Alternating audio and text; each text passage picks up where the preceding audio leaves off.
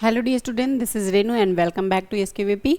तो आज हमारा जो लेक्चर रहने वाला है वो है बीए इंग्लिश को लेकर के, यानी BA English literature third year fifth semester के लिए हम पढ़ने वाले हैं, जिसमें हम देखेंगे यूनिट 3 को पोएट्री। और अगर इसके प्रीवियस क्लास की बात करें हम, तो प्रीवियस क्लास में हमने देखा ये था यूनिट 1 में एपिक को पढ़ा था, उसमें कुछ कमेडिकल कुछ ट्रेडिकल कमेडी और ड्रामा को देखा था। यूनिट 2 में हमने बच्चों देखा था प्रोज, और प्रोज में हमने देखा था रिपब्लिक, यानी कि बुक 7 की बात करें तो उसमें प्लेटो जी के द्वारा द रिपब्लिक बुक को पढ़े थे हम, उसकी समरी को देखा था, उसके स्टोरीज को समझा था, किस तरीके से आदमी कंफ्यूज रहता है एक गुफा में रह के, लाइट से भी परिचित नहीं रहता है। तो अगर आप नहीं देखे होंगे उस लेक्चर को तो पहले प्रीवियस क्लास को जाके देखेंगे आप एसकेवीपी के प्लेलिस्ट पे। और आज हमारा जो लेक्चर रहने वाला है वो है यूनिट 3 को, जिसमें हम पोएट्री को पढ़ने वाले हैं। और हमारा जो टॉपिक रहने वाला है वो है होमर।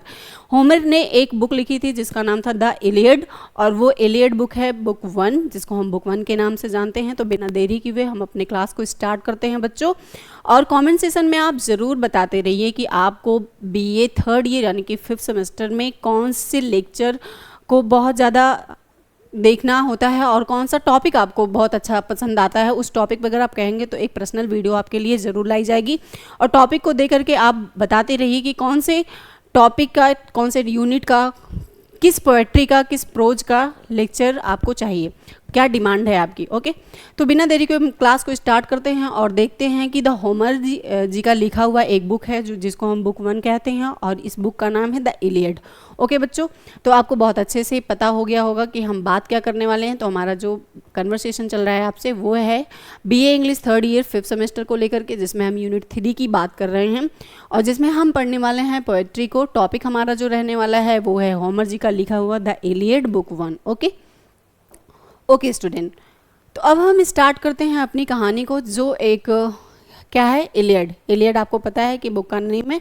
तो इलियड क्या होता है, एक केवल युद्ध की कहानी नहीं है, बल्कि यह मतलब उनके इमोशन का, उनके रिस्पेक्ट का, उनके ह्यूमन लाइफ का डीपली क्या करता है, जीवन से ऐड करता है, और उनकी भावनाओं को, उनके सम्मान को, उनके मानव जीवन की गहराइयों को इसमें दर्शाता है। किसमें अगर हम कहें तो पोएट्री की बात चल रही है, यानी कि द इलियड बुक 1 की बात चल रही है बच्चों। ओके, अब चलते हैं हम अपने इस इलियड के पॉइंट 1 पे। पॉइंट 1 पे अगर हम देखेंगे बच्चों तो देखेंगे sing O Muse of the wrath of एक्ल सन ऑफ पेसेस, यानी कि एक देवी रहती हैं जिनका नाम था प्लेयस के पुत्र अकिलीस के क्रोध का वर्णन इसमें किया गया है।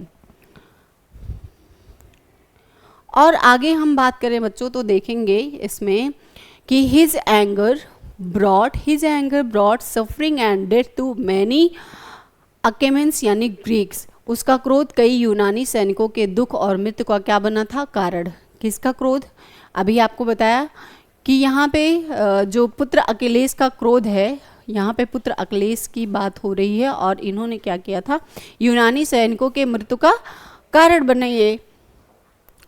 और आगे हम थर्ड पॉइंट में देखेंगे their soul were sent to the Hades underworld, यानी कि उनकी जो आत्माएं हैं अकिलेस की जो आत्माएं हैं अधोलोक हेड्स जैसी भेजी गई। कैसी भेजी गई बच्चों, तो देखेंगे उनकी जो आत्माएं थी अकिलेस की वो अधोलोक यानी कि हेड्स जैसी भेजी गई।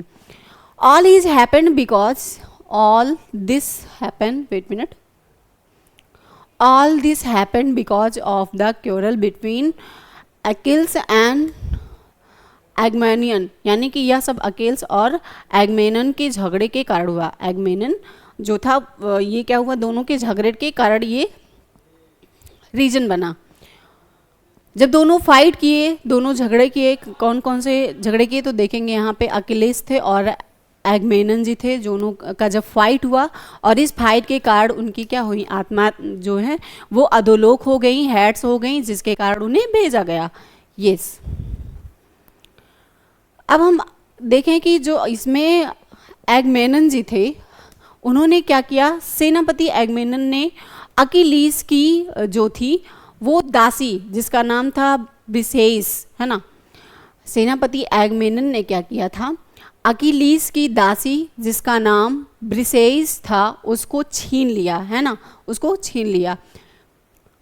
और छीनने के बाद क्या हुआ बच्चों, छीन लिया जब एगमेनन ने, तो फिर अकिलीस ने अपने आप को क्या किया, अपमान, ऐसे लगा कि उसका अपमान हो गया है, अपने आप को अपमानित जैसा महसूस करने लगा और क्या किया, उसके दोनों में युद्ध होना था, उस युद्ध से क्या कर लिया, अकेलीस ने खुद को अलग कर लिया। Achilles felt insulted and the withdraw from the war, यानी कि अकेलीस ने अपमानित खुद को महसूस किया और युद्ध से अलग हो गया। एगमेनन का जो युद्ध था अकेलीस से, यानी कि अकेलीस और एगमेनन का दोनों का फाइट था, लेकिन एगमेनन ने अकेलीस की दासी को छीन लिया था, जिस कारण से अकेलीस को लगा कि मेरा बहुत अपमान हो रहा है। उस अपमान से अपमानित होने के कारण उसने क्या किया, युद्ध से अलग होने का निर्णय लिया, युद्ध से अलग होने का डिसीजन लिया और वह फाइनली युद्ध से अलग हो गया था। और आगे हम इसी टर्म में बात करें बच्चों तो देखेंगे, he prayed to his mother, he prayed to his mother that's the sea goddess for the revenge, यानी कि उसने अपनी माँ थेटिस जो एक समुद्री देवी थी बदला लेने के लिए प्रार्थना की। किसने प्रार्थना की बच्चों, हमने सबसे पहले आपको याद दिलाया होगा कि यह देवी, अगर हम देवी की बात करें तो हम एक बार फ्लैशबैक चलते हैं और फटाफट देखते हैं कि देवी की बात हमने शुरू में की थी, लेकिन देवी क्या थी, इलियड देव, यहाँ पे देखेंगे देवी देवी देवी देवी राइट। हे देवी प्लेयस के पुत्र अकिलेस के क्रोध का वर्णन करो। तो देवी जो है ये अकिलेस जो है, अकिलेस जो दिया है उसकी माँ थी देवी, है ना, उसकी माँ थी देवी।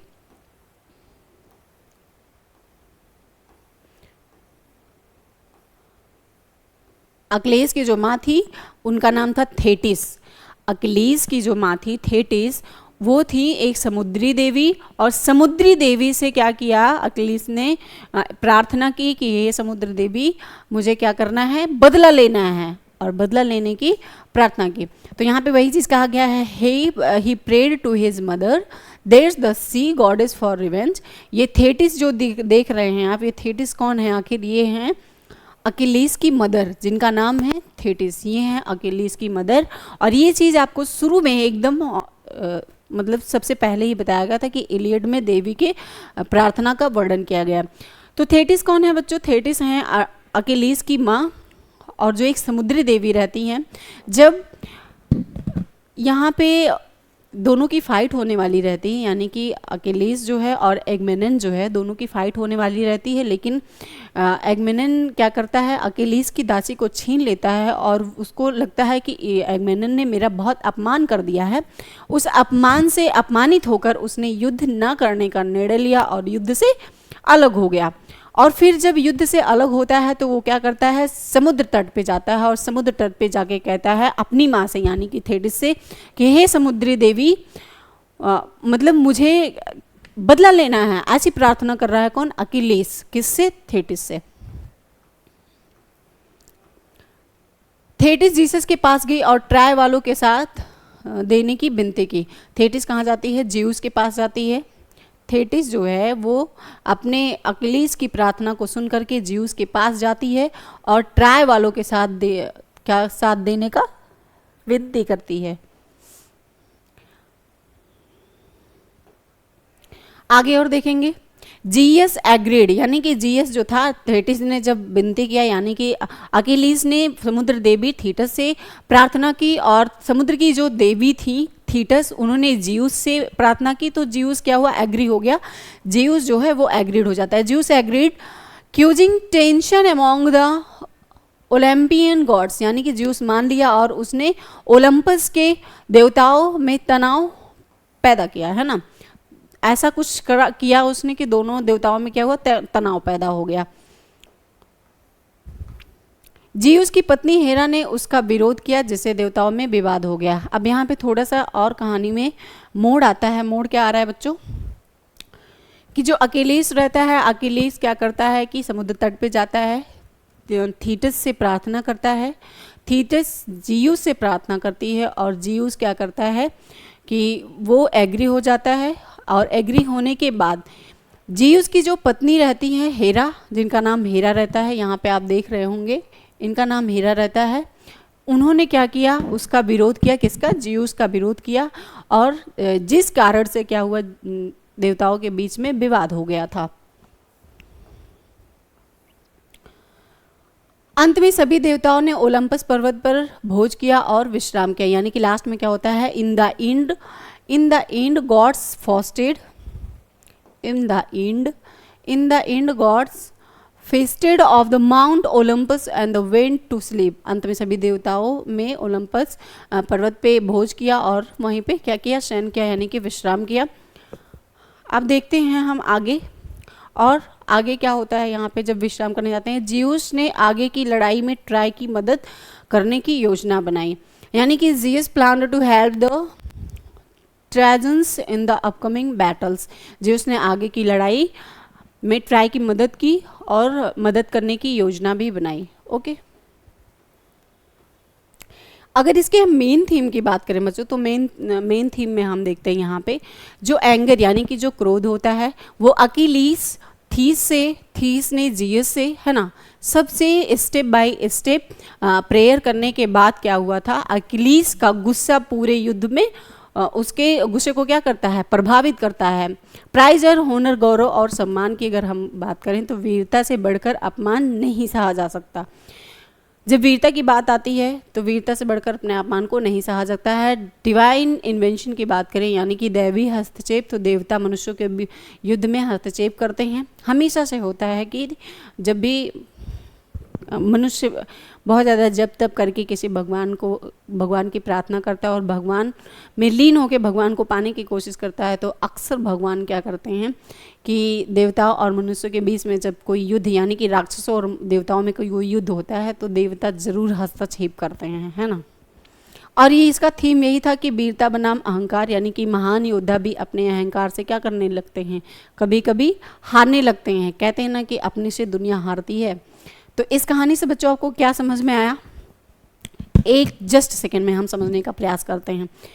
इन जस्ट सेकेंड में हम ये समझेंगे कि हमने देखा कि सबसे पहले इसमें हम पोएट्री पढ़ रहे हैं, और पोएट्री अगर हम पढ़ने की बात करें तो हम देखेंगे यहाँ पे कि होमर जी का लिखा हुआ बुक फर्स्ट है, जिसमें सबसे पहले हम देखेंगे, और हमने देखा भी, देखना क्या है, बस फटाफट एक बार रिवीजन कर लेना है।